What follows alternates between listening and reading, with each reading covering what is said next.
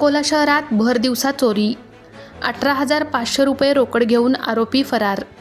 अकोला शहरातील अकोटफैल police station हद्दीत मंगळवार दिनांक 12 ऑगस्ट रोजी अकोला शहरातील अकोटफैल लक्ष्मी कॉलनी नगरमध्ये नसरीन निसा सय्यद बरकत हे आपल्या राहत्या घरात राहत असून ते अचानक तब्येत बिघडल्यामुळे दवाखान्यात निमित्त त्यांच्या पतीला सय्यद बरकत सय्यद अजित यांना घेऊन दुपारी 1:30 वाजताच्या दरम्यान दवाखान्यात गेले।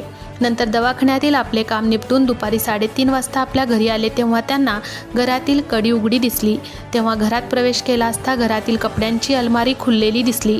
अलमारीतील कपडे खाली पडलेले दिसले। चौकशी केली असता त्यांच्या अलमारीतील रोख रक्कम सोबत सॅमसंग कंपनीचा मोबाईल, रोख 10,000 असे एकूण 18,500 रुपयांचा मुद्देमाल चोरीस गेला हे लक्षात आले।